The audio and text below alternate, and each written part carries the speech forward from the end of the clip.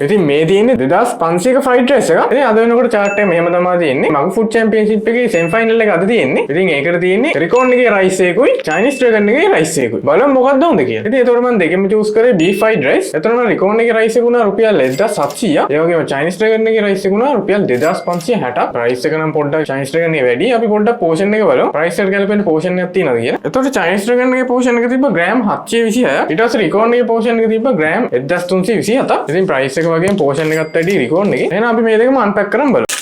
ත්‍රිකෝණ එකේ නම් ඉතින් ඇත්තටම වෙනස්ම කලර් එකක් තමයි තියෙන්නේ. ඇත්තටම හිතුවේ මේ වගේ කලර් එකක් තියෙනවා. බීෆ් තියෙනවා, ඒ වගේම චිලි පේස්ට් තියෙනවා. චිලි පේස්ට් හොඳ පෝෂන් එකක් තියෙනවා. ඒ වගේම මේ රයිස් එක නම් පොඩ්ඩක් ස්පයිසි ලයින් එකක් තමයි මට නම් තේරෙන්නේ. ඉතින් මේ තියෙන්නේ 2500ක ෆ්‍රයිඩ් රයිස් එක. බීෆ් ඇඩ් කරලා තියෙනවා, ටිකක් හොඳ පෝෂන් එකක් පේන්න තියෙනවා. ඒ වගේම කැරට් ලීක් අර ෆ්‍රයිඩ් රයිස් එකට ඇඩ් වෙන දේවල් ටික තියෙනවා. ඒ වගේම චිලි පේස්ට් එකක් ඒගොල්ලෝ දීලා තියෙනවා. බලමු එහෙනම් 2500ට ගැලපෙන්න ටේස්ට් එකකුත් එනවද කියලා.